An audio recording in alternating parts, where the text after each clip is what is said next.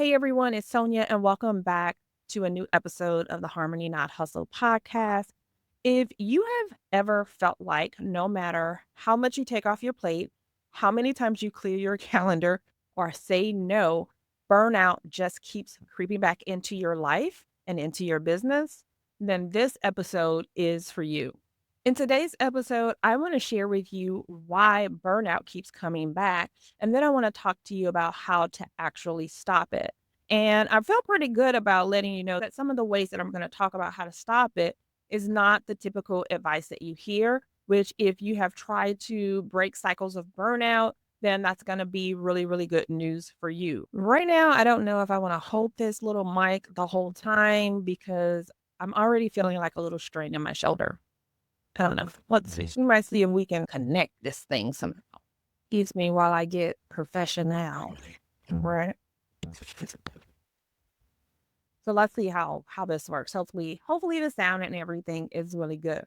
So if you've ever felt like burnout just seems to creep back in, then this one's for you. And I'm so glad that you're here. If you were like, I am already burnt out, like right now, I am burnt out. I want to invite you to take full advantage of a free audio guide I have for you. It's called Keep Your Success, Lose the Stress. And I promise it is an amazing antidote for burnout, anxiety, and stress. You can get that information by clicking the link in the show and in the description below. For a lot of people, burnout is a cyclical thing. The first things that I want to point out and share with you guys regarding burnout is that cyclical for a lot of reasons, which means it happens over and over again. You find yourself in a season where you're in high demand, maybe your business is doing really well, maybe you're just starting your business, so you're doing a lot of things and you get into a cycle of burnout. That's not a big deal.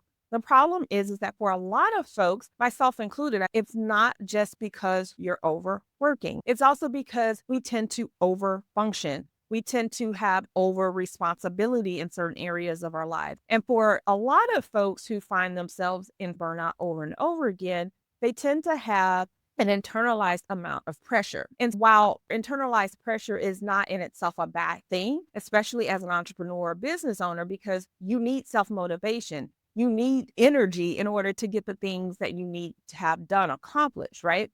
But again, anytime that we're putting the word over in front of something, that means that you are out of balance with it. So you are over functioning, you are overworking, you are overdoing it, right? You are saying yes to more things than you are really energetically and physically capable of doing for a sustained amount of time. And when you have internal pressure that is over, not counterbalanced, I'm going to say, with things like rest, reprieve, quiet, resets, then that pressure kind of feeds itself. And so for a lot of us who, in terms of your astrology, in your big three or heavy in your astrology chart, you have a lot of earth sign placement. The people who in your human design, maybe you have a defined root chakra. The great news is that we do have consistent access to this ability to get things done and to work. The issue is that we sometimes forget that we also need rest. For every act, there is the opposite of that. So for every bit of energy that we have that allows us to get shit done, not get out the box, getting stuff done right, we also need to match that same energy with things like rest and relaxation and restoration so that we can come back and do these things in a very healthy way. Now let's get into what most people try to do to remedy the situation. So when you notice that you're in a cycle of burnout, then we want to find a solution. Awesome. That's amazing that you know that and you want to try to find a way out of it. But the problem is sometimes we are looking for these external routines, productivity hacks, new planners. While logically that makes sense, maybe you've seen your favorite guru or someone that's super successful in the areas that you are looking to be successful in, do these things. They're like, this is my routine that's allowed me to be very productive, be successful. Well, they did that routine and that worked like gangbusters for them. The problem is for you or anyone else who does that is you can do it for a little while. Like there's very few things that we can't do for a little bit, right? But when you try to then make that become your routine, especially if you haven't tried to at least integrate it into how you move, who you are, your lifestyle, the other responsibilities and desires that you have for your life. Now you're just trying to cram their external routine, their productivity hacks into your own life, right? And so that can work for a while, but it won't be sustainable. The reasons these don't work for you, but it worked amazing for them is because it was designed for them. Like they've learned what really works for them. And it's your responsibility, right? And it's your gift to figure out what works for you. I personally love a great planner. I love to write things out. Having that written out plan helps me to see all the moving parts, and it helps me to understand and then weigh that against some of the other things that I have going on to see if all of these things really can fit energetically and time wise into the life that I really want versus am I trying to force things to fit just to kind of check the box. One of the ways that you can work with that is making sure that you're connecting to your own internal rhythm, working and doing anything in your own flow in a way that really feels right for you. Now, that comes with the number one thing, which is self awareness. This is why self mastery is a core value for me and what I teach and what I help my clients with. We have to know who we are. We have to be willing and open to exploring that and really accepting who we are as individuals so that anything that we then add into our lives plays really well together. Because if it ain't playing well together, it's like having kids and the kids aren't playing well, right? It was cute. You thought it was going to work, like, because having just one kid was like, I don't know, they might be lonely and like really bugging me. And then from what I know from my friends, because listen, I have one and we are done. But from what I've been told, is that, oh, like people say, like, oh, you should have at least two and then they can play together. I've talked to people and they're like, yeah, they play together until they not playing together. And then they're yelling at each other. And now you got to like work on both of them, right? So anytime that you integrate something else into your lifestyle, I think it's just so key, so clutch. It's been really successful for myself and for the hundreds of women that I've been able to coach. It's teaching them how to make sure that what they are bringing into their businesses, into their lives, are things that play well with who they are. Who are you? Finding that flow, finding that rhythm. Flow and rhythm are essential to having harmony in your business and in your life. Now, when it comes to routines, I love a good routine. I actually thrive with routines, and several of my clients do too. Going with the flow is not about just waking up and being like, oh, where should, the wind take me? That might work for some people. For most, I have found in my research is that some sort of plan, even if it's a soft, very fluid and flexible plan, is going to be more successful because it just gives you like sort of like bullet points, sort of like in this podcast right now. If you're watching, I'm looking at my notes sometimes. It's just a place to kind of keep me on track of like, oh, that's right. Especially those of us who have ADD. Hi, I'm Sonia. I have ADD. And I like having sort of that place, that central place where I can come back to and know, okay, this is where I was intending on going. And then within those moments, I can decide and say, like, is that still what I want to do? So if not, routines in themselves are bad.